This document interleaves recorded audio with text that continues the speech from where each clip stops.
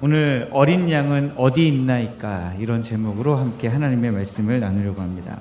미국의 유명한 동기부여에 관련한 강사이면서 책을 좀 여러 유명한 책을 저작한 작가 중에 잭 캔필드라고 하는 사람이 있습니다.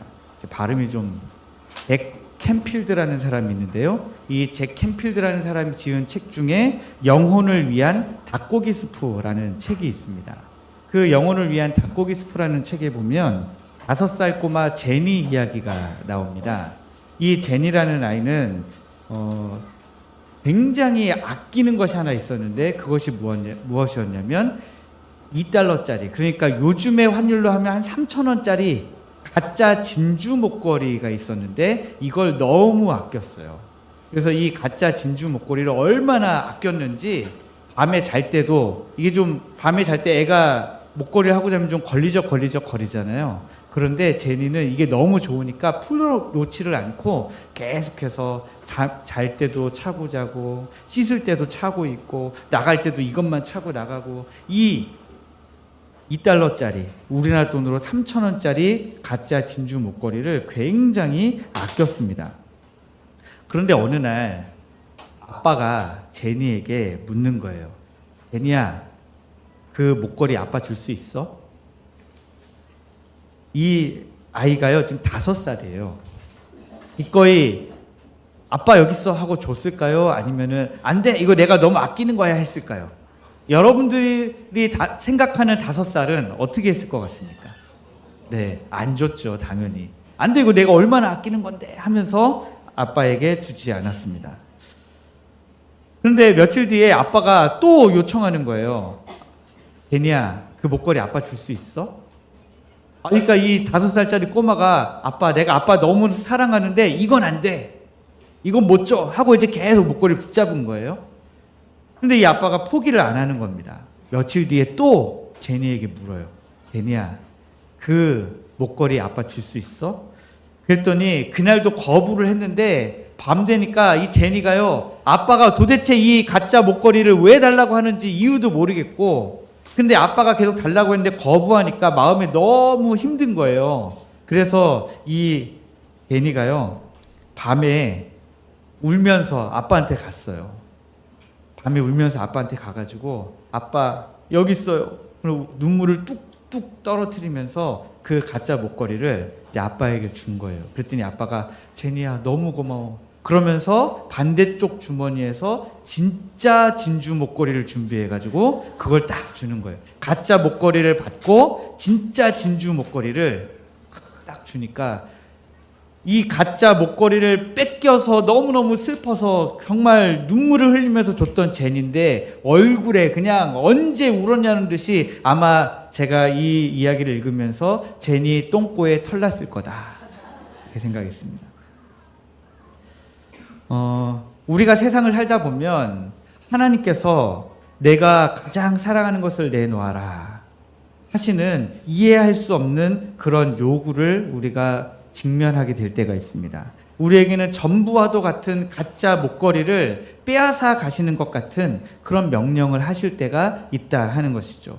오늘 본문의 아브라함도 도무지 자기로서는 이해할 수 없는 그런 하나님의 명령을 받았습니다. 창세기 오늘 우리가 읽은 22장 6절에서 8절을 읽었는데 오늘 사실은 1절부터 14절까지 볼 겁니다. 그런데 그 중에 1절, 2절 말씀 보시면 하나님께서 아브라함을 시험하시려고 아브라함아 부르셔가지고 그가 내가 여기 있나이다 했더니 뭐라고 이야기합니까? 100세에 얻은 아들, 목숨보다 더 귀한 독자 이삭을 모리아산으로 데려가서 번제로 드리래요. 번제로 드리라는 얘기는 데려가 피를 흘리고 완전히 태워서 드리라는 거예요. 하나님도 이 이삭이 아브라함에게 얼마나 소중하고 귀중한 아들인지 잘 아셨습니다. 그래서 2절 말씀을 보니까 그냥 야 아브라함아 이삭 데려다가 나에게 번제로 바쳐라 이렇게 하지 않으시고 앞에 수식어를 좀 많이 붙이세요. 이르시되 내 아들 내 사랑하는 독자 이삭을 데리고 이렇게 많이 설명해서 이삭 앞에 설명을 붙이신다는 것은 이삭이 그만큼 아브라함에게 얼마나 중요하고 소중한 존재인지를 아신다라고 하는 거죠. 그런데 하나님은 지금 그 아들 이삭을 번제로 바치라고 하시는 거예요.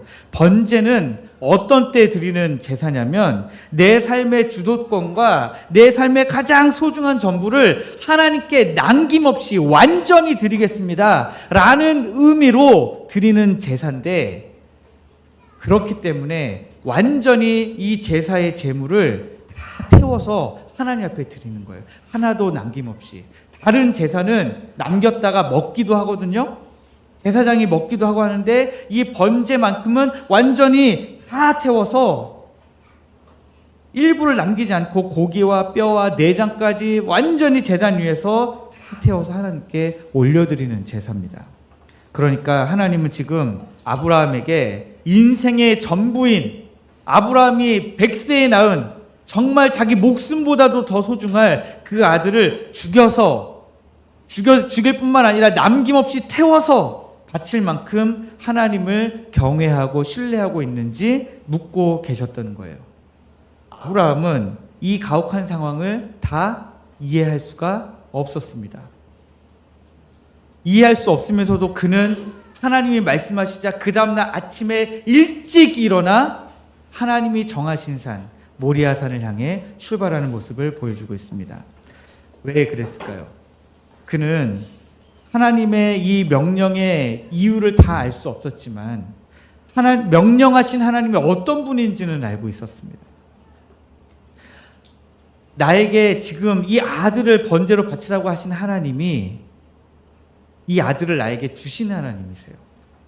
그러니까 다 이해는 안 되지만 그 하나님을 온전히 믿고 이 길을 떠나가게 된 것입니다. 그리고 이제 아브라함이 아침 일찍 일어나서 나귀에 나무를 싣고 길을 떠나갑니다. 모리아산까지 이어지는 여정은 3일 길이에요. 3일 길을 걸어가면서 여러분, 아브라함의 심정이 어땠을 것 같습니까? 걷다가 이삭의 얼굴을 한번 보게 되면 가슴이 막 찢어질 것 같지 않았을까요? 그 마음이 막 타들어가지 않았을까요? 모리아산을 오르는 아브라함의 손에는 아들을 태울 불이 한 손에 들려 있고요. 그 아들을 찔러 죽여야 되는 칼이 한 손에 들려 있었어요. 이삭의 등에는 자기를 불태울 나무를 이삭이 직접 졌습니다. 이 불과 이 칼이 그때는 너무너무 필요한 거였겠지만 지금 모리아산을 올라가는 이 순간에 아브라함의 손에 들린 이 불과 칼은요, 정말 아브라함 입장에서는 저 멀리 내던져 버리고 싶었을 겁니다. 아들과의 이 동행은 무거운 침묵과 팽팽한 긴장감으로 가득했을 겁니다. 아브라함이 대단한 성자였기 때문에 이 길을 올라간 게 아니에요.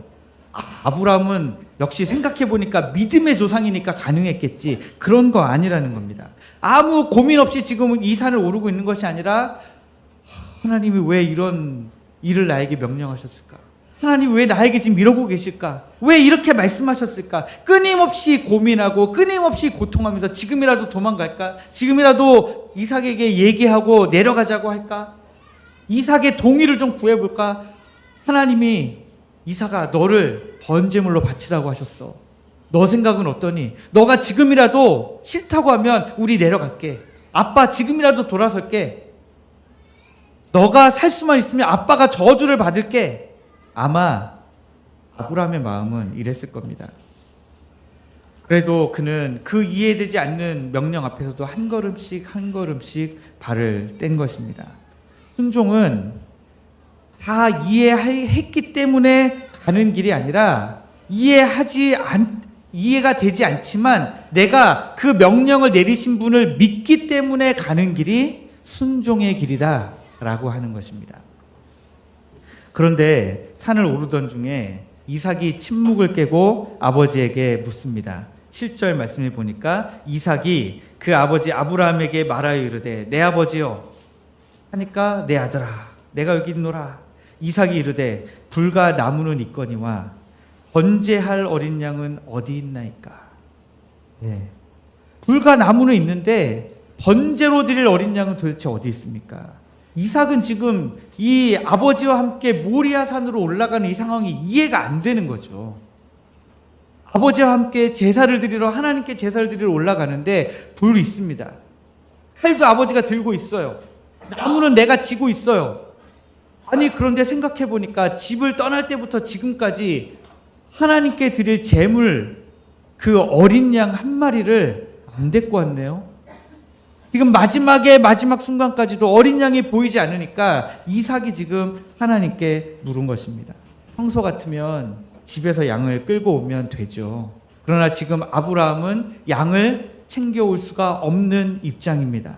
하나님이 양이 아니라 자기 아들, 그 사랑하는 독자 이삭을 번제물로 바치라고 하셨기 때문이죠.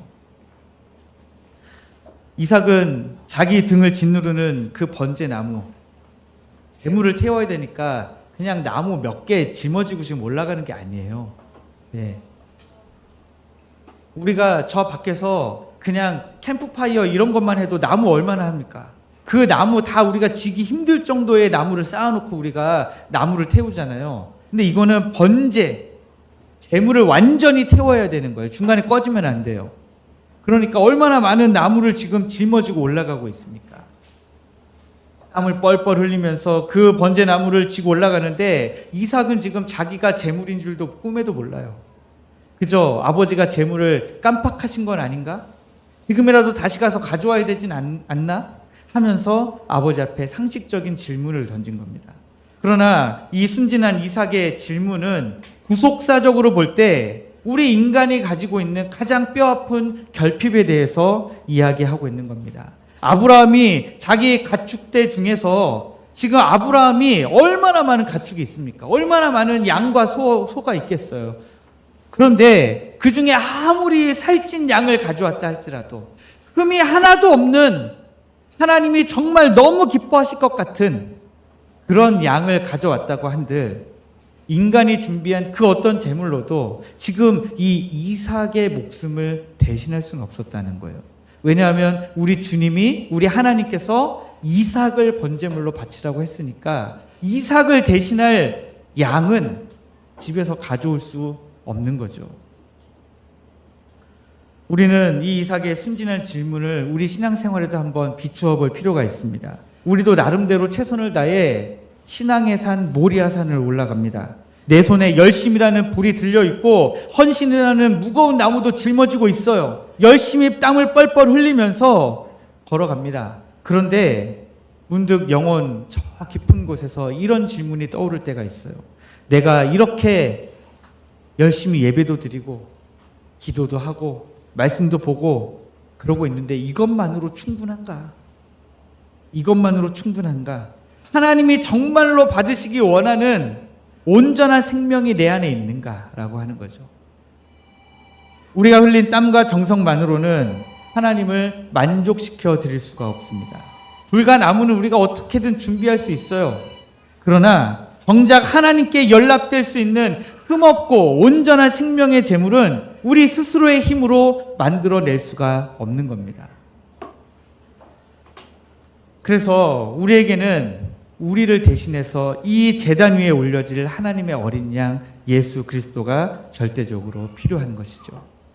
8절을 보면 아들 이삭의 질문에 아브라함이 이렇게 대답합니다. 내 아들아, 번제할 어린 양은 하나님이 자기를 위하여 친히 준비하시리라.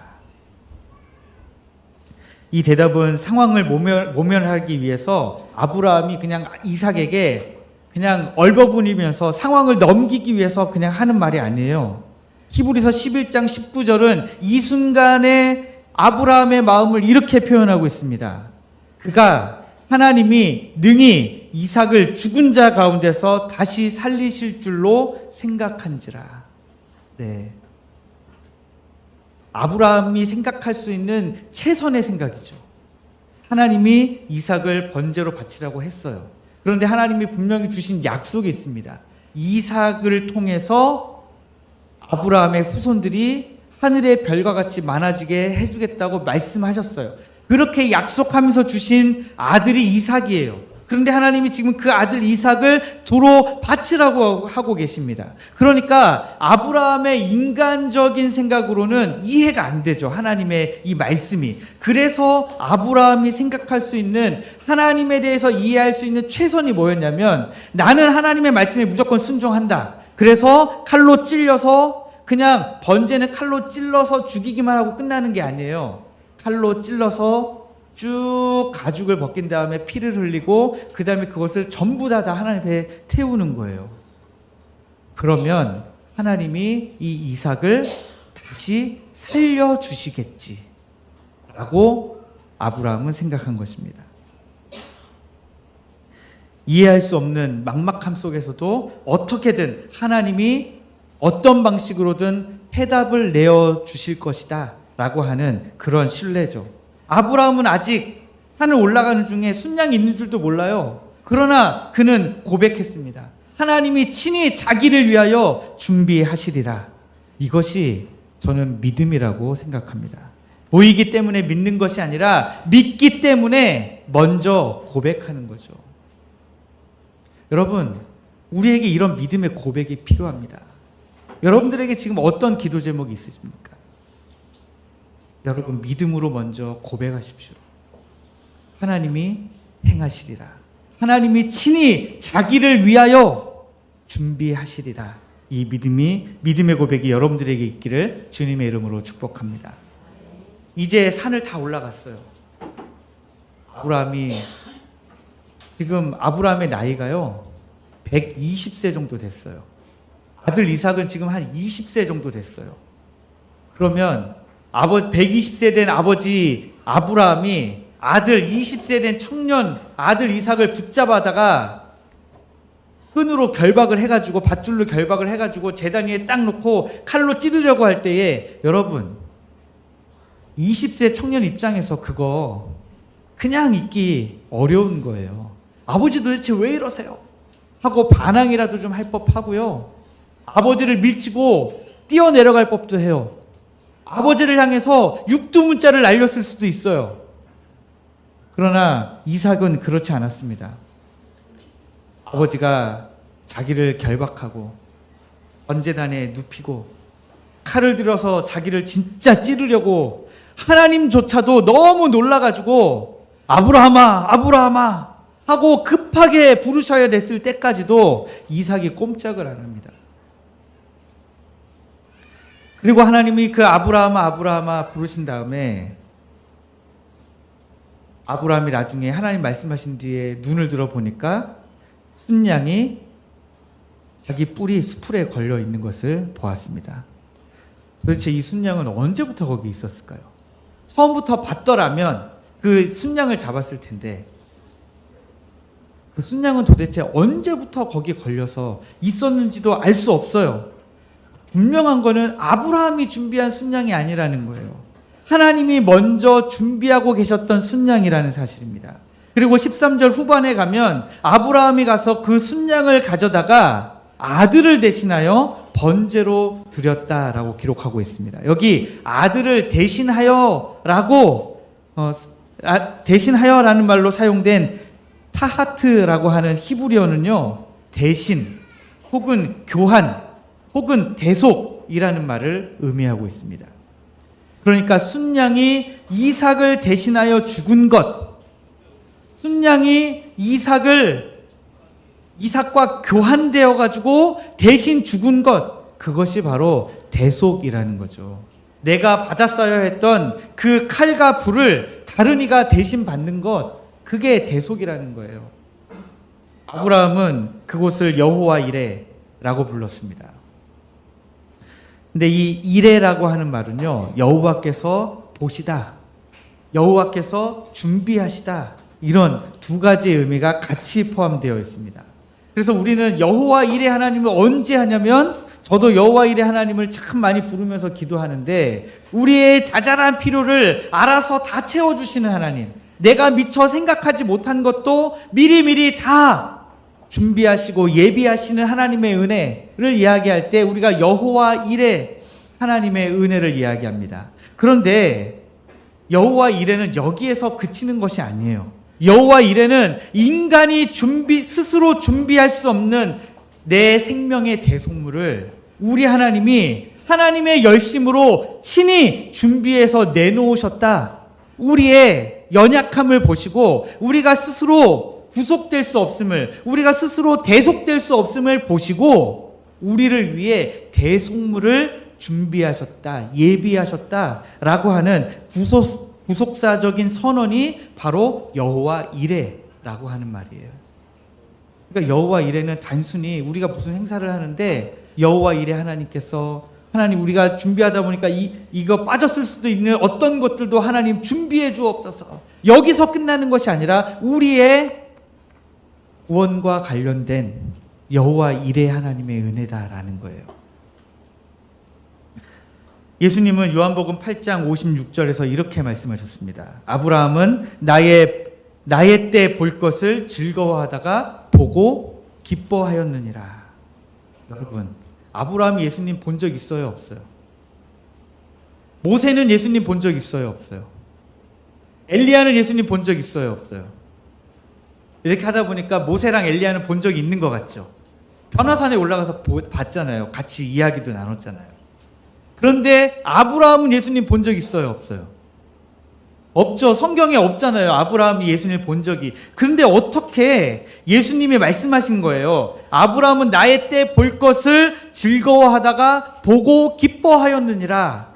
언제 봤을까요? 그 순양을 봤을 때. 그 순양을 봤을 때 하나님의 은혜, 예수 그리스도로 말미암은 대속의 은혜를 깨닫게 되는 거예요. 아브라함이 모리아산에서 본 것은 순양만이 아니라 장차 오실 하나님의 어린 양을 본 것입니다.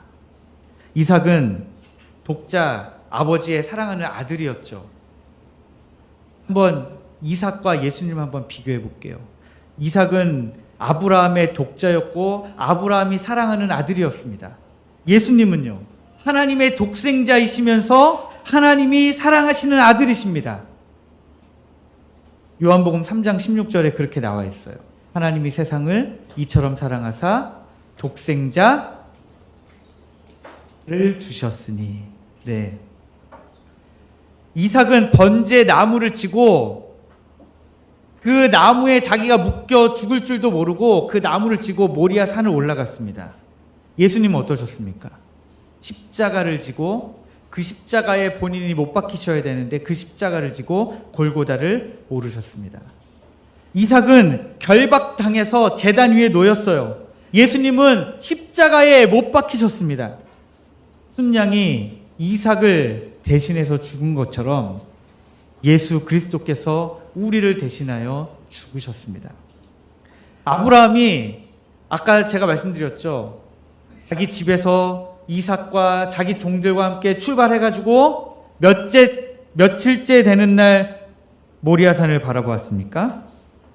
4절 말씀 보니까 제3일에 아브라함이 눈을 들어 그곳을 멀리 바라본지라. 이게 맞추려고 하니까 또 이렇게 맞춰지는데요. 우리 주님 무덤에 계시다가 살아나신 날이 제3일 만에 살아났죠.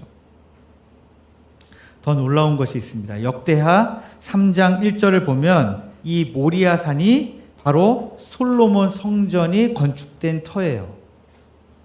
예수님이 십자가에 달리신 골고다하고 골고다 언덕이 이 모리아산에 같이 있어요. 하나님은 약 4,000년 전에 아브라함에게 바로 그 장소를 지정해 주셨던 겁니다.